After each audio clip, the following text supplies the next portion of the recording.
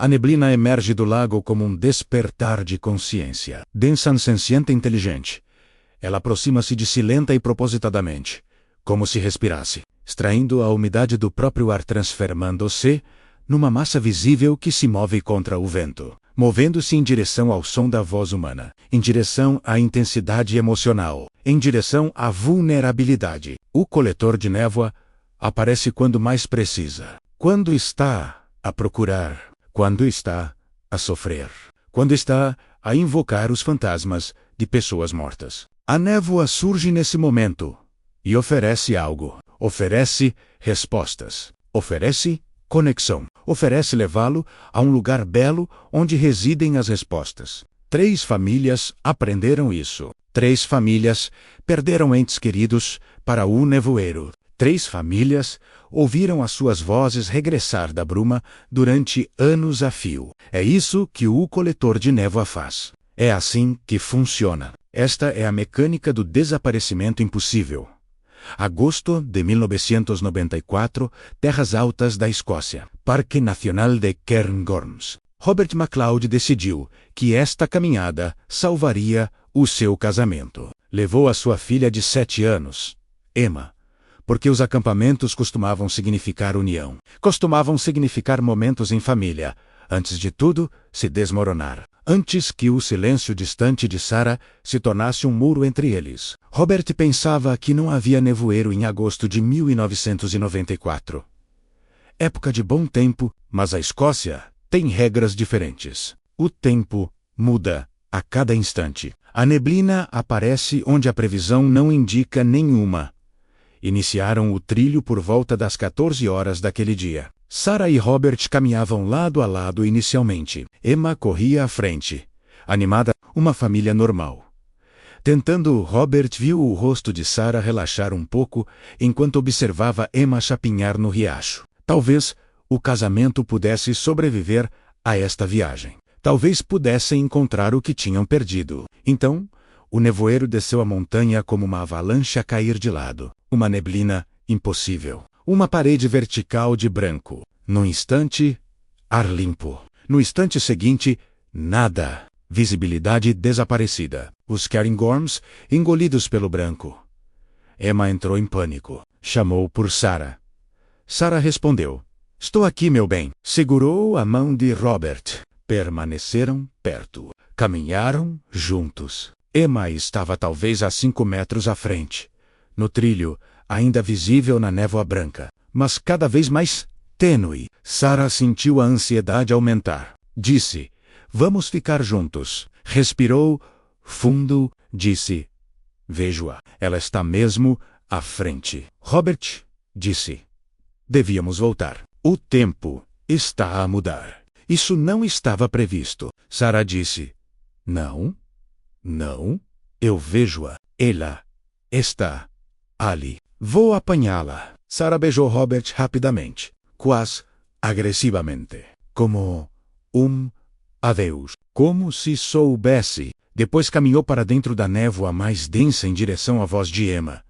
Robert observou a silhueta dela a desaparecer no branco. Observou as suas botas a caminhar na relva ao lado da trilha. Observou as suas pegadas claramente. Sarah a avançar deliberadamente adiante. As pegadas de Sarah continuavam. Robert chamou-a. Sarah respondeu da neblina. Vejo-a. Estou mesmo atrás dela. Está mesmo aqui. A voz de Sarah clara, mesmo através do nevoeiro. Muito perto. Quase como se Sarah estivesse a 2 metros de distância a falar claramente. Então, Robert ouviu a sua filha Emma rir. Uma gargalhada aguda e feliz de criança. Emma a dizer, sim, mamã. Sim. A luz é tão bonita. O que é esta luz? Emma a fazer perguntas. Sarah a responder da neblina, mas a voz a ficar mais baixa, tornando-se mais distante, embora as pegadas mostrassem que ela estava a avançar, e não a afastar-se. Robert ficou paralisado na orla da neblina. Ele deveria segui-la. Deveria agarrá-las. Deveria puxá-las de volta. Mas algo na voz de Sarah, algo no tom fê-la congelar, algo na sua voz como um aviso. Como se ela lhes tivesse a dizer, pelo tom, para não a seguir. Robert permaneceu imóvel. Chamou mais uma vez. Sarah. A neblina engoliria a voz antes de ela regressar. Engoliu o som por completo. Robert chamou novamente. Nada. Apenas vento. Apenas branco. Apenas o silêncio a ficar mais pesado a cada minuto.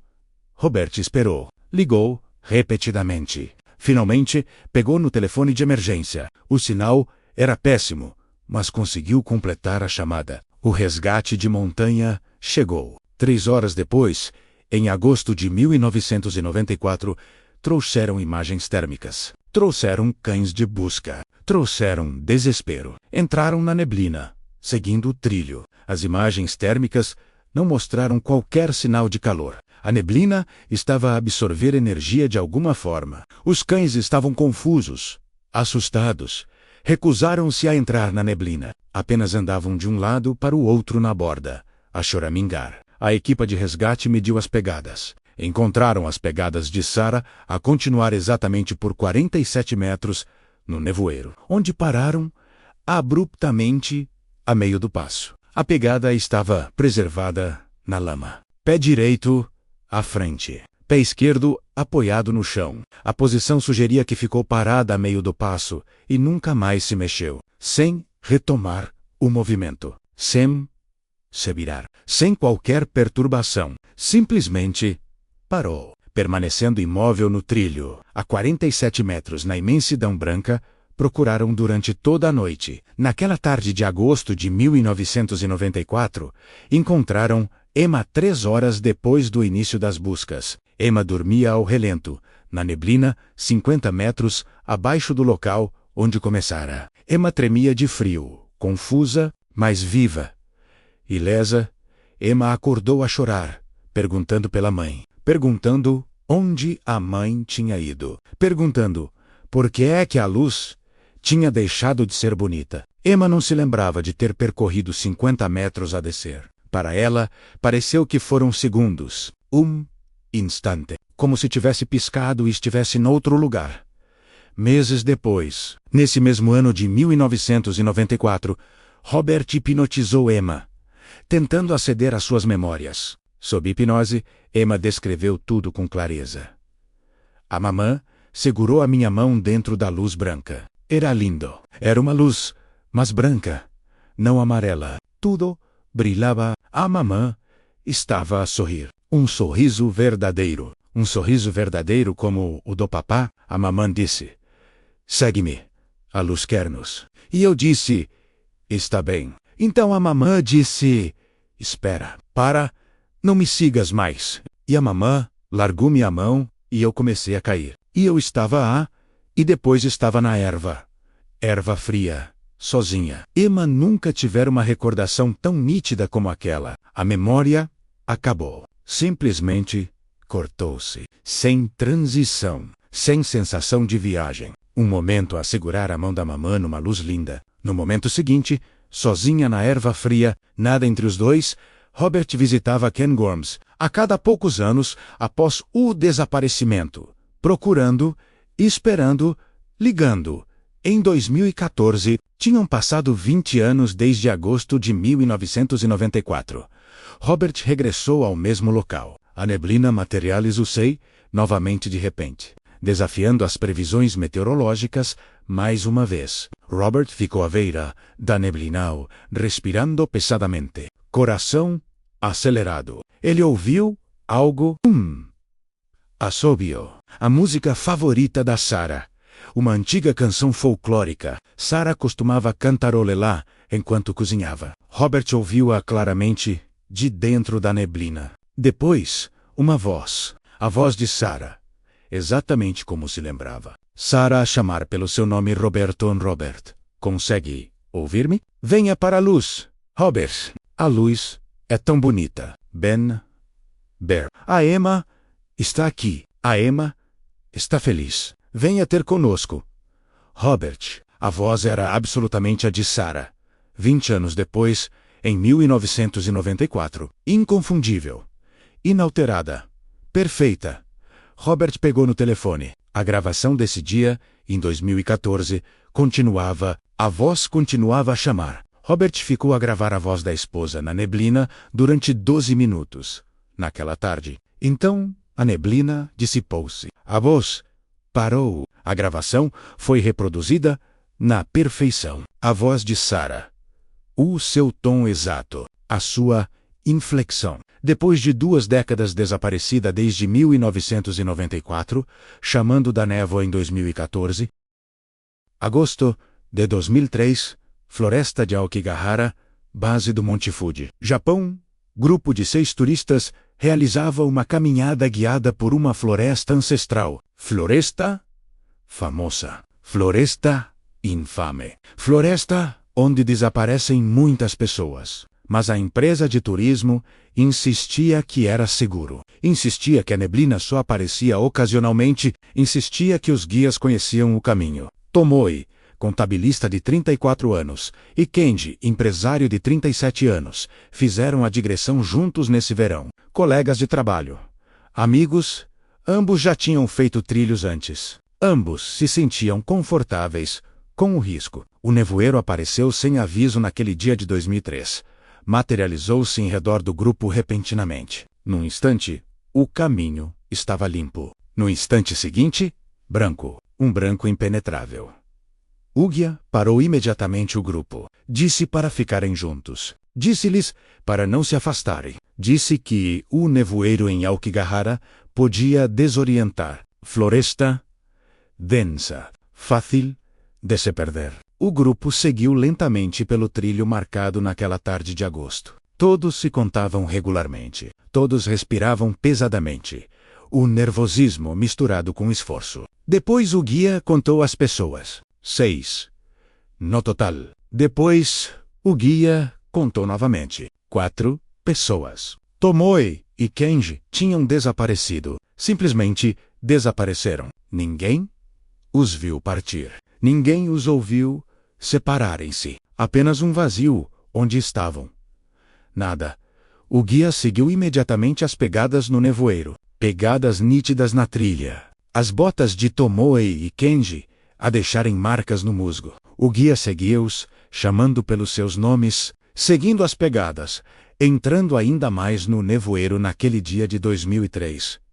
Mais fundo, as pegadas tornavam-se mais definidas de alguma forma, como se caminhassem lenta e deliberadamente. Sim. Correr. Sem entrar em pânico. Apenas caminhando firmemente para o branco. O guia seguiu as pegadas por 200 metros na neblina. Depois as pegadas pararam.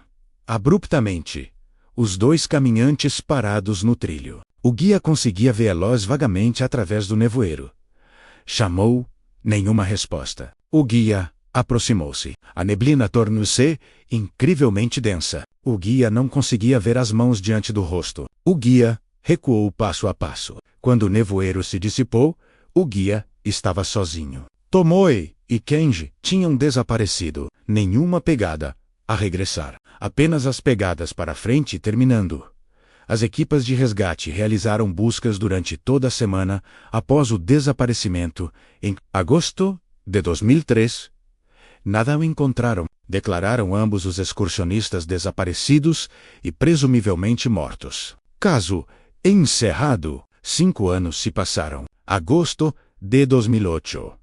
Os excursionistas descobriram restos mortais a 50 quilômetros da floresta. Localização impossível. Não existia qualquer trilho entre a floresta e o local da descoberta. Terreno intransitável. Os restos mortais foram identificados como sendo de Tomoe e Kenji, através de análise de ADN. Mas o exame revelou algo impossível. Os corpos não apresentavam sinais de decomposição. Sem danos causados por insetos. Sem danos causados por animais. Os corpos estavam perfeitamente preservados, como se tivessem sido colocados no local recentemente, talvez há dias. No entanto, ambos os excursionistas estavam desaparecidos há 5 anos. Desde 2003, o médico legista concluiu que os corpos foram ali colocados recentemente. Em 2008, apesar de estarem desaparecidos desde 2003, sugeriu que ambos os excursionistas não estavam a envelhecer, não estavam em decomposição. Existiam num estado temporal diferente. De alguma forma, o irmão de Kenji, Hiroshi, relatou o incidente anos mais tarde. Em 2015, disse que encontrou nevoeiro perto de Aokigahara nesse ano. A neblina subiu subitamente do chão. Hiroshi ouviu um assobio. Ouviu uma voz. A voz de Kenji, inequivocamente. Kenji a chamar pelo seu nome. Hiroshi. Responder, a voz a tornar-se mais forte e clara. Kenji a perguntar como estava Hiroshi, perguntando sobre a família. Pedindo a Hiroshi que se lembrasse da caminhada de verão de 2003, Hiroshi gravou a conversa. A análise vocal confirmou que o padrão da voz de Kenji correspondia às gravações de antes do desaparecimento em 2003. A voz de Kenji estava perfeitamente preservada, inalterada, chamando da neblina em 2015, 12 anos após o seu desaparecimento em 2003, consciente, lúcido, desesperado, por comunicar com o irmão vivo, maio de 2015, Lake District, Inglaterra, Windermere, Helen Prescott, 52 anos a passear a sua cadela Emma, uma setter ruiva, pelo percurso que percorria há 20 anos. Tempo bom. A cadela feliz. Ele a pensar em James, morto há 5 anos, com saudades de James, com saudades da presença dele em casa. De repente, nessa tarde, uma neblina subiu do lago, uma parede vertical, de branco, uma névoa impossível. Névoa de dia?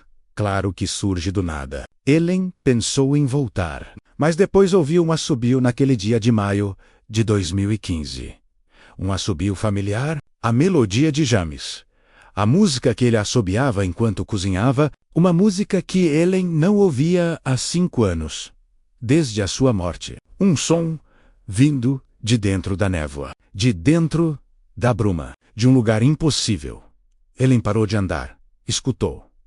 A cadela Emma choramingou de repente. Emma estava desconfortável. A cadela recusava-se a entrar na neblina. A cadela recuava. Mas Ellen voltou a ouvir um assobio naquela tarde de maio. Mais alto, mais claro, a voz de James misturada com o assobio, agora em 2015, chamando o seu nome, Helena, Helena, Bena, K. Linda Helen, venha ter comigo. A luz é bela.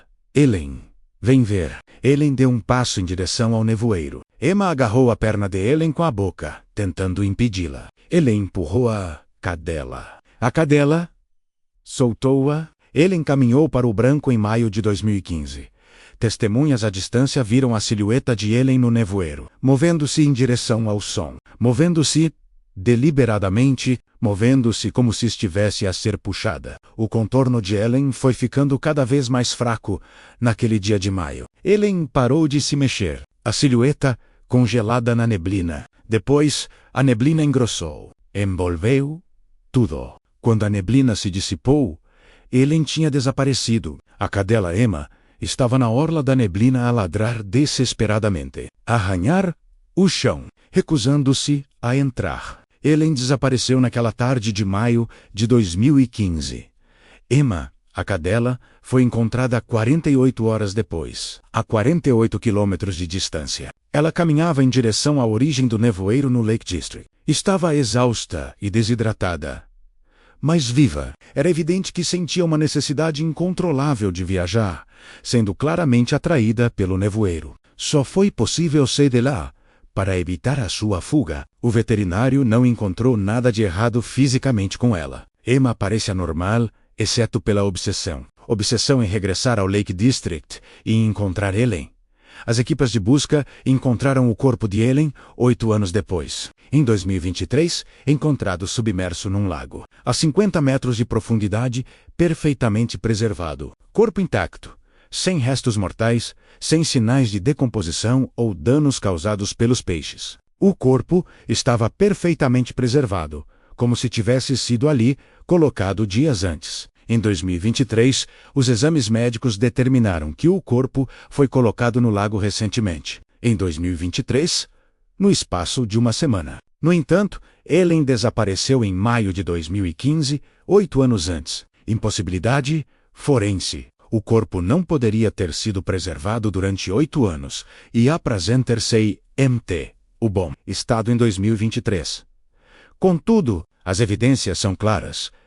O corpo de Ellen foi colocado no lago recentemente, em 2023, apesar de ter desaparecido há quase uma década. Em 2015, 3 famílias destruídas pelo nevoeiro. Sarah desapareceu em agosto de 1994. Tomo e Kenry desapareceram em agosto de 2003. Ellen foi levada em maio de 2015. Os 3 locais eram diferentes. Os 3 eventos de nevoeiro foram repentinos. Os 3 desaparecimentos são impossíveis de explicar pelas leis da física. As 3 vozes continuaram a chamar durante anos após o desaparecimento. A voz de Sarah foi gravada em 2014, 20 anos após o seu desaparecimento em 1994, a voz de Kenji foi ouvida em 2015. 12 anos após o seu desaparecimento em 2003, o corpo de Ellen foi encontrado perfeitamente preservado em 2023. 8 anos após o seu desaparecimento em 2015, um padrão emerge, um padrão que sugere que o nevoeiro não é um fenômeno meteorológico. Um padrão que sugere que o nevoeiro é um mecanismo consciente, um sistema de recolha inteligente que capta a consciência humana. A neblina tradicional requer condições atmosféricas específicas. Requer umidade, requer diferença de temperatura, requer circulação de ar. Mas nestes 3 casos, o nevoeiro surgiu instantaneamente. Surgiu sem indicadores atmosféricos. As previsões meteorológicas indicavam céu limpo para Cairngorms em agosto de 1994. Não se esperava nevoeiro. Mesmo assim, ela materializou-se. Emma Okigahara, em agosto de 2003. Num dia claro, o nevoeiro apareceu sem aviso prévio. Em Windermere, em maio de 2015. Num dia claro, o nevoeiro surgiu do lago, desafiando a meteorologia. Estas neblinas não seguem as leis normais da física. Estas neblinas não respondem às regras atmosféricas. Estas neblinas surgem com propósito. Surgem quando pessoas vulneráveis estão presentes. Surgem quando a intensidade emocional atinge o auge. Surgem quando a consciência é exposta. Sarah estava emocionalmente vulnerável em busca da filha, perdida em 1994. Proteger a criança. Instinto materno exposto. A névoa surgiu, explorando esta vulnerabilidade. Tomoe e Kenji eram caminhantes nervosos em Aokigahara em 2003. Floresta com um pesado historial emocional. Suicídios. Desespero. Morte. Um denso resíduo emocional naquele local. A névoa surgiu, colhendo essa energia emocional. Ellen estava de luto pelo marido falecido em 2015. 5 anos após a perda. Ainda sentia falta de James, a ferida emocional ainda estava aberta. A névoa surgiu, explorando o luto, oferecendo a voz de James. Oferecendo uma ligação com o marido falecido. Oferecendo algo que Ellen desejava desesperadamente. O padrão é claro. A névoa visa a vulnerabilidade emocional, visa a consciência em estado de vulnerabilidade, visa as pessoas que seguiriam a voz para o branco. A física sugere a possibilidade de bolsas dimensionais, pequenos espaços dobrados através do espaço-tempo normal. Existem nas mesmas coordenadas geográficas, mas numa camada dimensional diferente, como um papel dobrado de forma que 2 pontos distantes se toquem. A bolsa dimensional ocupa a mesma localização que a realidade normal, mas está separada por uma barreira quântica. Quando as pessoas entram no nevoeiro em 1994, 2003 ou 2015, entram numa bolsa dimensional. Física diferente. Fluxo temporal diferente. Propriedades espaciais diferentes. Isto explica por que razão as pegadas terminam abruptamente. As pegadas de Sarah terminaram a 47 metros no nevoeiro em 1994. Mas Sarah continuou a caminhar na dimensão da bolsa. Continuou por quilômetros, enquanto parecia parar passados alguns metros. Isto explica por que razão a termografia não detectou nada. A dimensão da bolsa absorve o infravermelho, absorve assinaturas de calor, Parece vazia para sensores desenhados para a realidade normal. Explica por que é que os corpos se preservaram de forma impossível. Fluxo temporal diferente na dimensão paralela. Tomoe e Kenji estiveram desaparecidos durante 5 anos, entre 2003 e 2008. Mas, dentro da dimensão paralela, não passou tempo nenhum. Os corpos não envelheceram, não se decompuseram. Existiram em estase temporal. Quando os corpos emergiram em 2008, pareciam frescos, mortos recentemente, ainda assim, desaparecidos desde 2003. O corpo de Ellen foi encontrado em 2023. 8 anos após o seu desaparecimento em 2015, corpo perfeitamente preservado, sem decomposição, sem envelhecimento. Existiu fora do fluxo temporal normal, colocado num lago em 2023, aparentando estar fresco, apesar de estar desaparecido desde 2015, explica por que é que as vozes são ouvidas anos após desaparecimentos. A consciência presa numa dimensão paralela pode transmitir sons através da barreira dimensional. A consciência de Sarah, chamando de dentro desta dimensão paralela em 2014, chamando através da barreira para Robert, voz inalterada pelo tempo, perfeitamente preservada como o corpo. A consciência de Kenji a chegar através da barreira em 2015, chamando o irmão Hiroshi, voz idêntica às gravações de 2003. Inalterada, consciência presa, gritando através da parede dimensional, tentando alcançar familiares vivos, tentando comunicar, tentando escapar, mas não consegue atravessar a barreira. Só consegue chamar, só consegue transmitir. A voz só pode existir para sempre na dimensão paralela, consciente, porém isolada. Todos os desaparecimentos ocorreram durante períodos de vulnerabilidade. Sarah protegera a filha em 1994, Kenji e Tomoe nervosos na Floresta da Morte em 2003. Helen, de luto pelo marido em 2015, a névoa surgiu, explorando estados emocionais. Sugere um mecanismo controlado pela consciência. Não se trata de um fenômeno climático aleatório, mecanismo de recola inteligente, visando consciências vulneráveis, colhendo a intensidade emocional, levando pessoas que experienciam o pico da exposição emocional, padrão a acelerar desde 2012.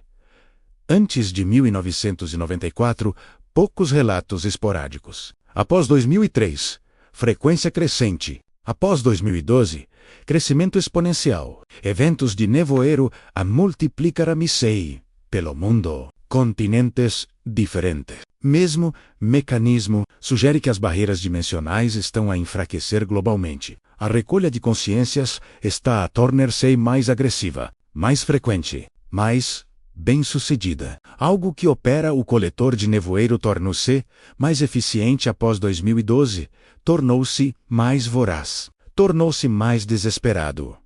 Robert gravou a voz de Sarah em 2014. 20 anos após o seu desaparecimento em 1994. Voz não alterada, idêntica à de 1994, Hiroshi ouviu a voz de Kenji em 2015, 12 anos após o seu desaparecimento em 2003, voz perfeitamente preservada. O corpo de Ellen foi encontrado em 2023, 8 anos após o seu desaparecimento em 2015.